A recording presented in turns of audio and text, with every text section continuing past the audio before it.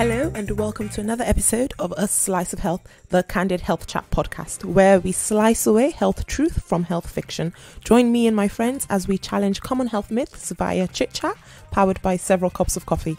Don't forget to subscribe and follow us on social media, and do visit us at asliceofhealth.club. Let's get to today's episode. On today's episode, we are joined by Tito, blogger at her Sickle journey. She shares with us her story of living with sickle cell and encourages us on how to live well with sickle cell. She advocates for others living with the condition and encourages us to donate blood, which is so crucial to the treatment and management of those living with sickle cell disease.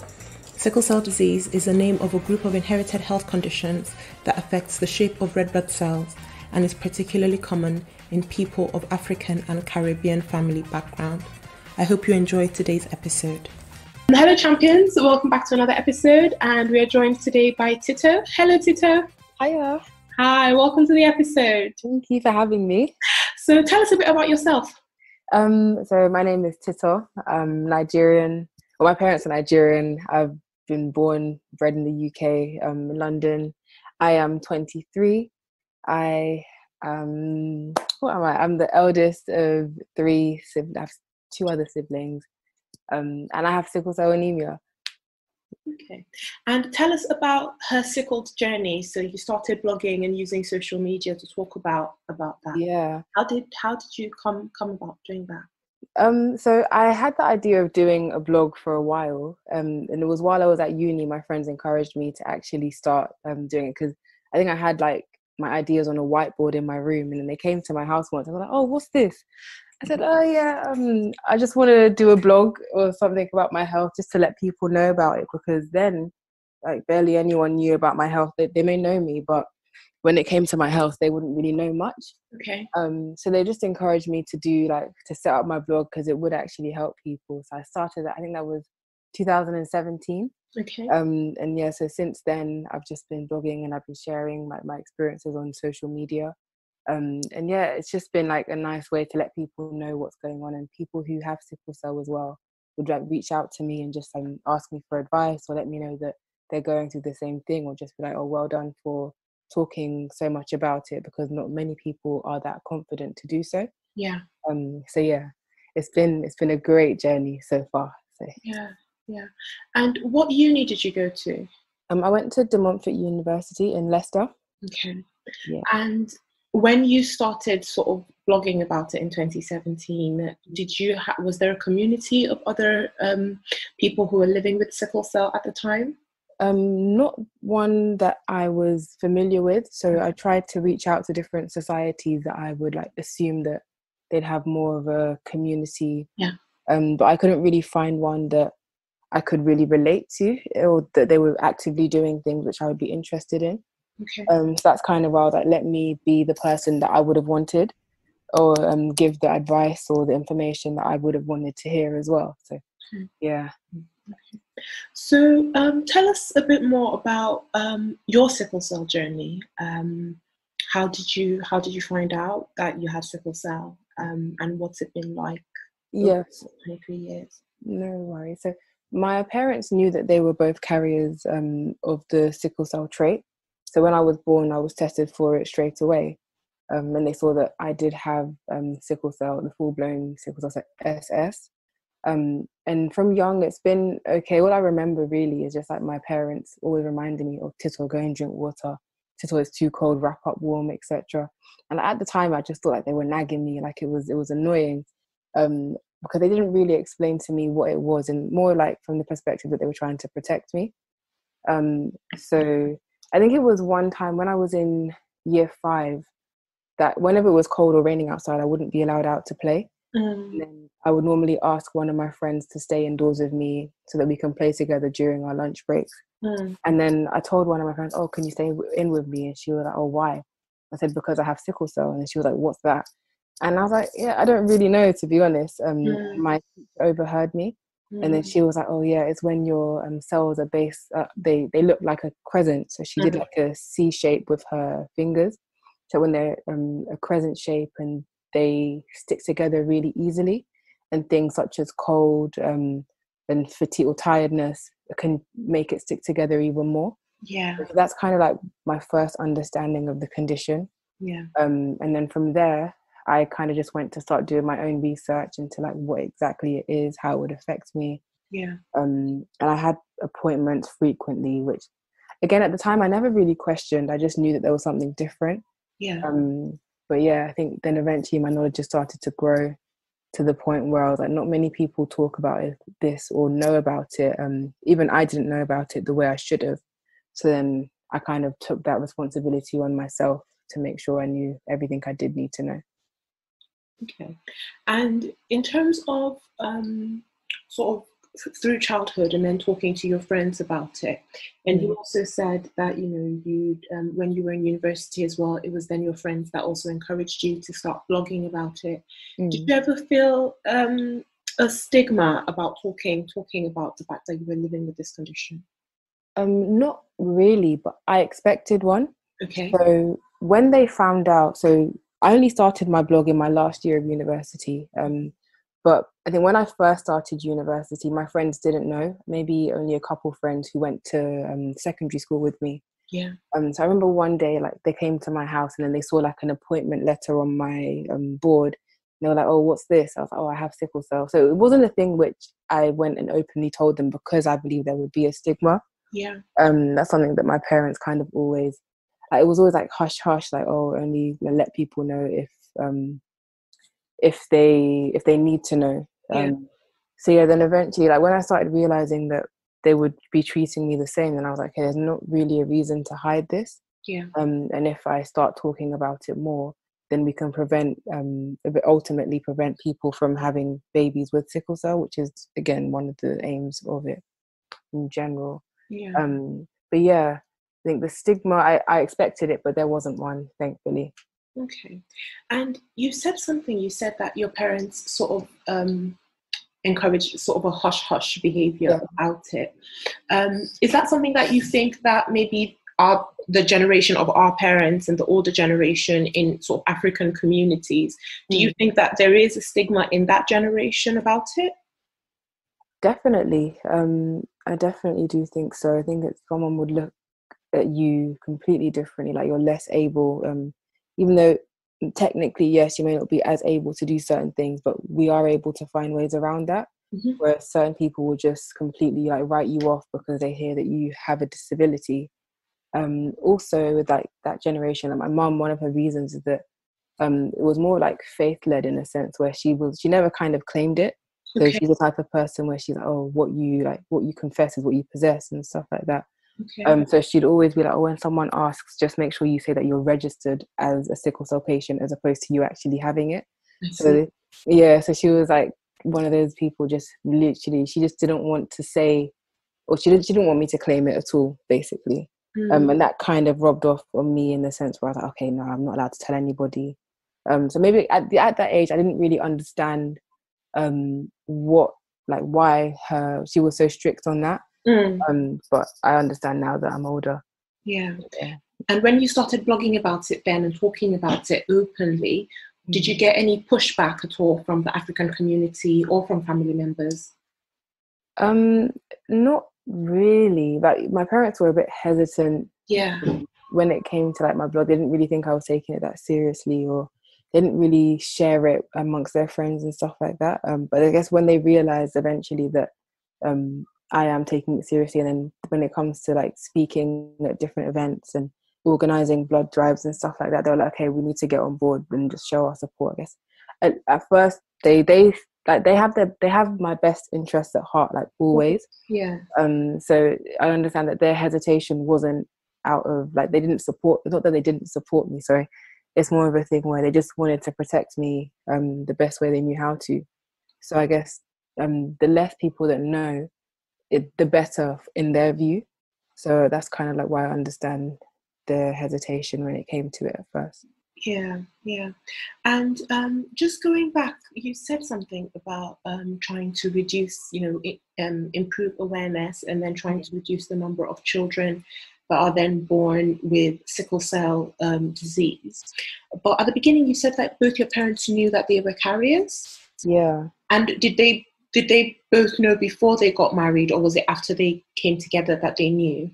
I think it was after they came together that they found out, which is what a lot of people, that's the situation that they find themselves in, Mm-hmm. where it's not something that they make a priority to find out before or during the stage of getting to know each other.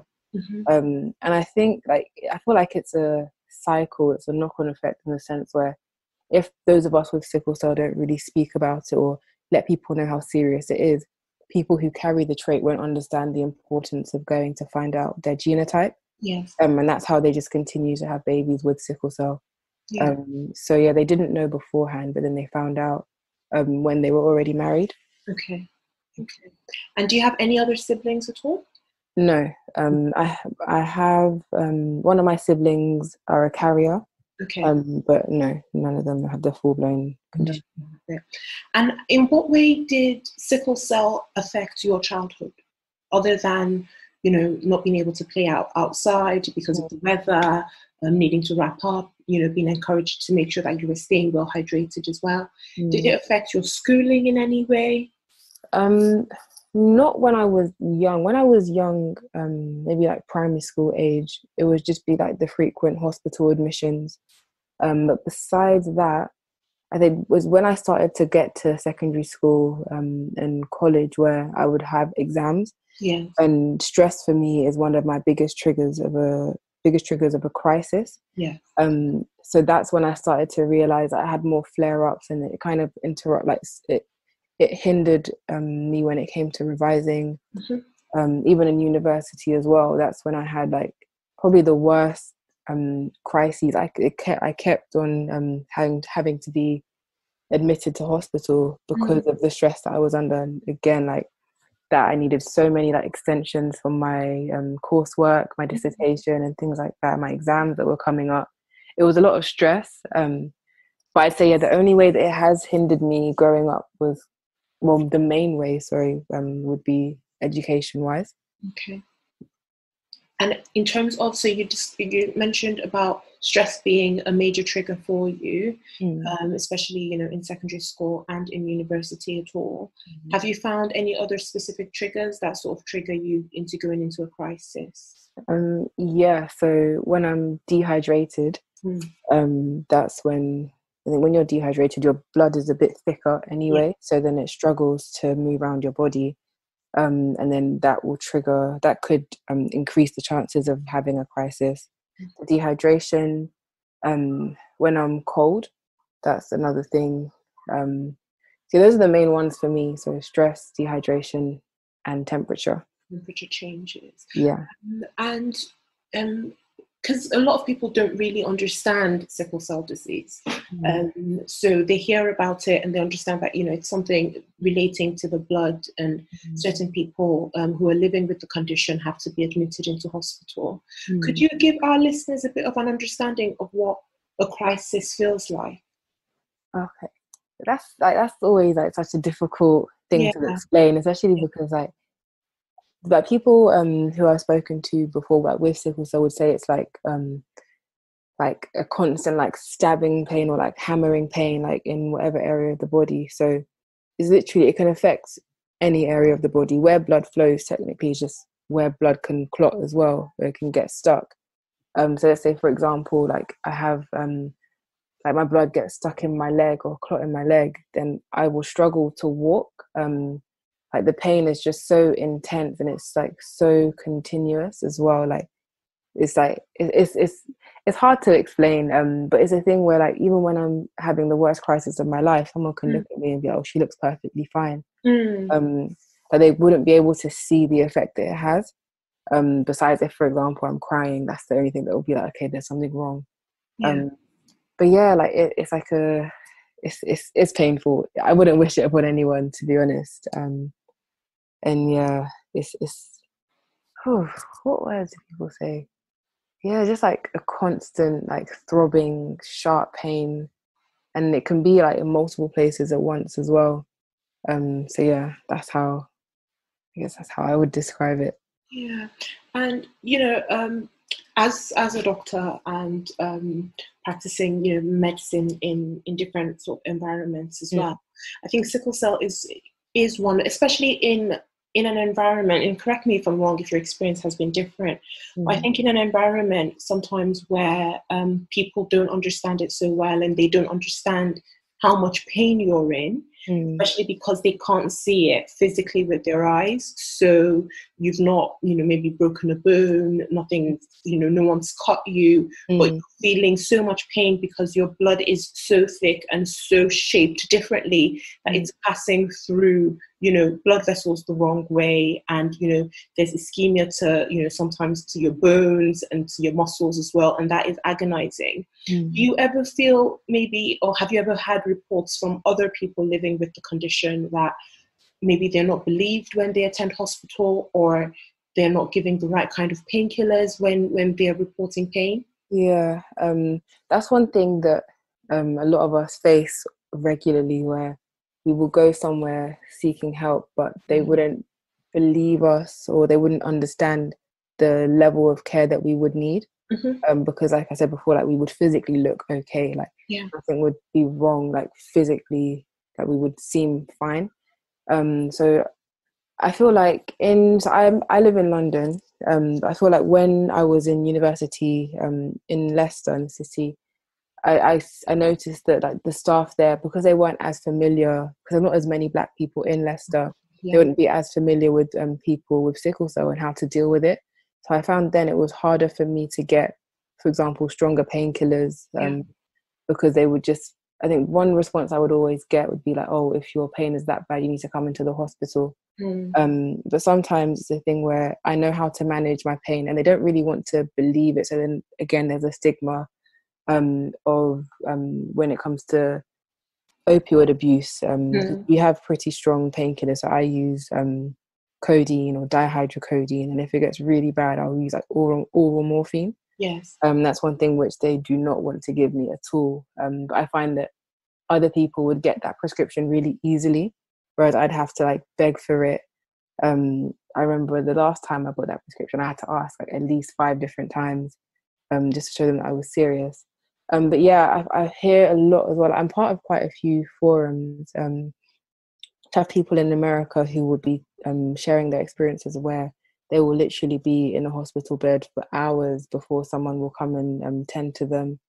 And I had a similar experience as well once when I was in the hospital in A&E for a while, and the only painkiller they would give me was paracetamol, and that didn't do anything. I already used paracetamol before I called the ambulance, and that was just very, very traumatic. But eventually I did get seen and I did get admitted.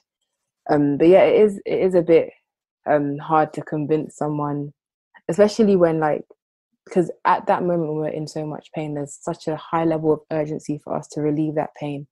So you don't necessarily want to be like you're not, well, I'm not the calmest person when I'm in pain. Like I need help. I need it now. And if you're not helping me, then I don't really have the patience to deal with you in a sense. Like that's why I always try and go with a friend if I'm going to the hospital, so they understand what's going on, and they can speak to them and let them know like this is what's happening, this is what she needs, and then hopefully they just get to the resolution sooner rather than later.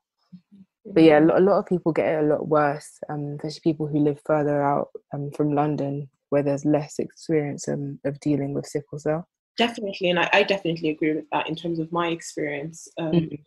So I went to medical school up north in York, and so I can definitely, and I've sort of worked my way down in terms of after med school and sort of training as well. And you can definitely see sort of the disparities in terms of how many patients obviously are admitted with sickle cell crisis, and how they're treated and how they have an understanding of it. And I think there's also something there, especially in the UK, in terms of the perception of how Black people perceive pain. Is that something that you've encountered or anyone's spoken to you about in terms of do you feel as though there's a thing of maybe your pain threshold should be higher, or you're lying about your pain? Is that something that you've encountered, or other people that you advocate for have encountered as well? Yeah, definitely. And that's one thing that I had the misconception of as well. I assumed that because we go through so much in terms of like dealing with pain, that we would automatically have a high threshold. But at the same time, I realized that things such as like for example, from young, I've been having like different injections, like for blood tests or vaccinations, etc. But that I would still like wince at the pain of a needle. Yes. So like it's like, just because we've experienced so much doesn't mean that we're less sensitive to it. Exactly. It could be just as intense every single time, or even worse. And then same with the doctors, they may be thinking, oh, you've already dealt with this before, and they might try and like reduce your prescription in the sense of like how strong your medications are, just because you have it so frequently. But that's not the best. That's not always the best route to take. So yeah, it is something that we have to deal with, and like it's a lot. There's so many things that we have to go through, which just isn't really fair. So there's a lot of like petitions that I see going around, people to sign. But besides that, I'm not entirely sure what we can do to have more of a say in terms of like the guidelines when it comes to looking after someone with sickle cell. And you said something about there being quite a few petitions. Could you tell us a bit about these petitions as well? Yes, I think the last one I saw was about making prescriptions free for those people, for those of us with sickle cell. Yeah. Because I know that with the medication that I was on, it was called hydroxycarbamide. I had to get that every 3 months. Yeah. And it's a medication that's also used to that's used by some cancer patients as well. Yeah. And it has a similar effect in terms of what it does in our bodies. Yeah. But we'd have to pay for it, whereas those cancer patients wouldn't have to pay for it. Yeah. So I think maybe at the same time, like sickle cell isn't really recognized as a disability. And we do still have to pay for our prescriptions like as frequently as we need them, to be honest. I know there are other reasons why people won't pay for it. But like, just as like a blanket rule, those of us with sickle cell do have to pay for our prescriptions.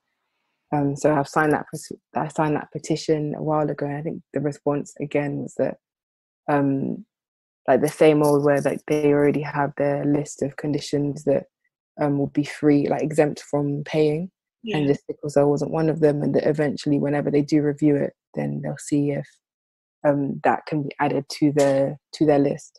Yeah, and it's quite interesting actually, because that list has not been revised in quite a long time. Yeah.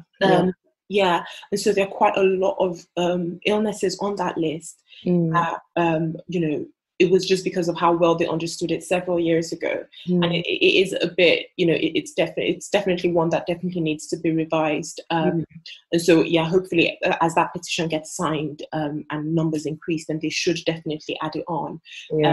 Because obviously sickle cell is not a disease that you've done anything to, because a lot of those illnesses on that list are illnesses that people have been born with as well, and so they know that you're going to have a long life of needing medication, of needing care, and so it makes sense that you shouldn't have to pay for your prescription. Definitely sickle cell really ought to be on that list as well. And just going back a little bit as well, in terms of awareness and raising awareness about sickle cell, you said that a lot of people are not aware of their genotype. And I don't know why that is, because in a lot of African communities back in Africa, places like Nigeria, Ghana, Kenya, even in the Caribbean, so like Jamaica and the Bahamas, where I did a few months on elective when I was in medical school, people are aware of what their genotype is. Right from their teenage years, so much so that some churches and mosques will not allow them to get married if both of them are carriers. Oh wow. Yeah, so a lot of those communities are actually very strict about it, because perhaps also because the healthcare systems are not as robust as what we have here, but then also because obviously it is very endemic in those populations. Yeah. But why do you think that in our communities here, where most of our parents have migrated from those environments. Mm. So they did know that they talked about it then. They did know that, those kind of barriers were there. Why do you think they don't talk about it to us here? I'm honestly, I'm not entirely sure. It may just be a thing, like you said, where they know that this country can deal with it better, has better resources. So when it comes to health-related concerns, they're not as worried. But at the same time, they should still be as concerned with it as they were before. That is, I'm actually going to ask my parents, like, why their friends, or even them as well, they don't really talk about it as much, because that is very true. But like, as soon as I've rarely heard anyone else talk about it, and it needs to change, definitely. Yeah. And then I think there's also, maybe in African communities as well, we have a culture of silence when it comes to illness. So we don't talk about things, we don't talk about fibroids, we don't talk about cancer. Perhaps the only thing that we talk about is blood pressure. Yeah, literally, because of the food. So that's probably the only thing that we talk about. Yeah. And maybe that's also because, it's related to stress, and so we can blame it on someone else and say, oh no, you're stressing me out, my blood pressure is going up. But in terms of a lot of other things, there's definitely a culture of silence. I had Aisha Weber on weeks ago. She was talking about HPV, and she was definitely saying that there's a culture of silence in a lot of African communities, and that does then prevent us from talking about things and avoiding certain things that we might have been able to avoid if we had the information. But what would you say to people who feel that sickle cell disease, or people living with sickle cell disease, don't have a disability? I would say, like, it's definitely easier said, because if you're not physically feeling the way that it can impact someone's life, then it's not really up to you to then determine whether it can count as a disability or not. So if you were to look into it further, you can see that physically our blood is different to a typical healthy person's blood. And that, I guess I would just tell them to just do more research, just to find out how that can, as such a simple change such as the shape of our blood, can affect our whole life. Literally, the quality of life changes completely. We need to be more cautious about everything to prevent the worst from happening. So yeah, I would just let them know that it's definitely, there's a significant difference, and they should research it before they then just go and assume that it doesn't affect us just because they see us looking okay. Yeah. And what encouragement would you give to someone who perhaps was seeking you out, maybe a young lady who was just recently diagnosed, maybe she's 5 or 6, and she's trying to understand it? What would you say to her about living well with sickle cell disease? One thing I would say is just that they need to make themselves a priority. There's so many times where I would make my health my second option. Like, I wouldn't prioritize myself, and then I would suffer the consequences for that. And it would always be an unnecessary occasions as well, and the consequences are far worse than whatever it was that I was trying to put first. So I would always say, always put your health first. Don't feel limited by what you're.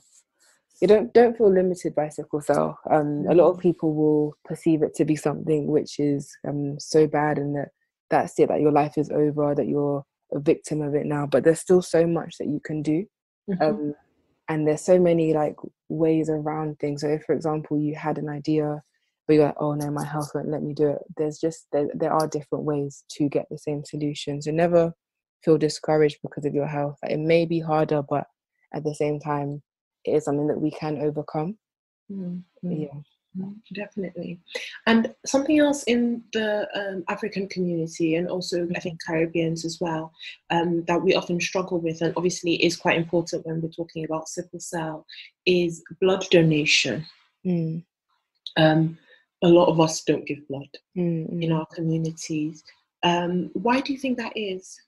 I think a lot of it can be cultural. So a lot of people, I remember when I first talked to my parents, I was like, oh, what are they going to do with my blood?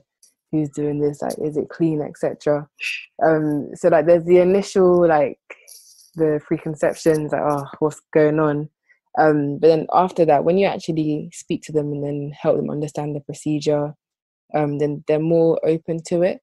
So what I find is that, because I try and arrange for group blood donations as frequently as I can. And one thing I realized is that a lot of the people who I reach out to who are Black, they just haven't heard of it before. It's not that they don't want to do it or they don't want to help out, it's just that people aren't really talking to them about it and they don't really know that it's an option.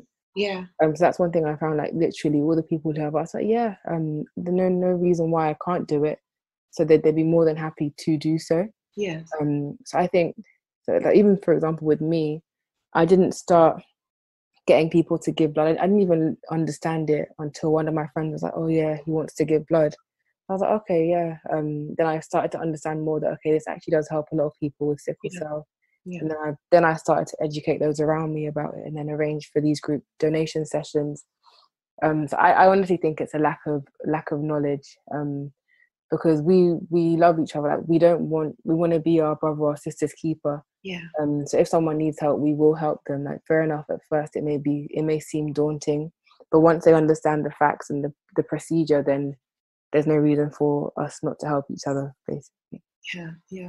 And what would you say to people who don't understand the importance of blood donation in sickle cell disease? I would just, again, like, I guess I would use myself as an example. So I have blood donations every 4 weeks. And it's a thing where with Black people, because a lot of them will be like, oh, people are already donating blood. But it's a thing where you're like, the person who's receiving blood, their body can reject it if it's not similar to their own. And Black people are more common, they're more likely to have a certain subgroup, which is the RO subgroup. So basically the aim is just for us to get blood as closely matched to us as possible so our body can accept it. And that's the thing, like in the UK, currently it's less than 1% of people who donate are Black. So there is a need for Black blood donors for that number to increase, because there are and like blood transfusions are an increasingly, like, it's a more common method when it comes to treating sickle cell. So like, as opposed to using medicine, which I did before, this is just like completely swapping out the bad blood, in a sense, with blood that is less likely to sickle, to clot. So yeah, it is something that is really beneficial for those of us with sickle cell, and something that has really helped me as well. And I haven't had a crisis in a while, and I've really noticed the difference that it's had on my life, and I feel like it's just something that is such a blessing for me, and I'm so thankful for the people who do donate and do donate regularly, as well. That's one fear of mine, that people are just, that there's not going to be enough blood for me. Like, then what? And I'll physically literally have to like beg people that I know and stuff like that. But yeah, it's literally it's needed. That's something I always say, like, it is needed, and I am very thankful, and we do need more. Definitely. We definitely need to raise awareness about it, especially in our communities, for us to donate more blood. That is awesome. And just before we leave, if you just give us a championship point, just for something for people to remember about the realities of sickle cell disease. Like, it's not nice, basically. Like, it's a thing which, if we can prevent it, then let's do that by all means necessary. So that's just involving you finding out your genotype as soon as possible, and then acting upon it. I think that's what I would say. Okay. And if, let's say hypothetically, you went to counsel a couple that just got engaged, both of them don't know their genotype, and then they go to their GP, let's say they've listened to the podcast, they go to their GP arranges the blood test, and both of them are carriers, and they both still want to go ahead to get married and have children, what would you say to them? So I would let them know, because a lot of people are in that situation where they find out when they've already had their arrangements to get married. Yeah. One thing, I would just make sure that they're making their informed decision, giving them all the information that they need in relation to sickle cell, what the care would be like for a child with sickle cell, their options. So, for example, it came to like I think IVF and things like that, to try and avoid it if anything. But some people would still proceed, and just letting them know that if they were to give birth to a child with sickle cell, this is what's going to be required from them. But yeah, and then just making sure that their babies get tested as soon as possible as well, because a lot of people, they're not tested from birth, and when you're younger as well, you don't really have that many. There are not that many signs that you have sickle cell until you start getting older. Then you start having like crises and stuff like that. So yeah, just making sure that they're as informed as possible and that they know what they're doing. Going ahead. That is great. That is absolutely awesome. Thank you so much, Tito, for coming on. Oh, thank you. I really enjoyed this conversation. Oh, that's great. Thank you for joining us on today's episode. Do share this podcast with 2 people who have not heard about us before. Remember that this podcast in no way replaces advice from your own doctor or physician. Do subscribe and follow us on social media. Leave us a review on iTunes so that others can access the amazing content. And do join the club at asliceofhealth.club and drop us some suggestions or questions that you might have. Don't forget to be a health champion wherever you go by separating health fact from health fiction.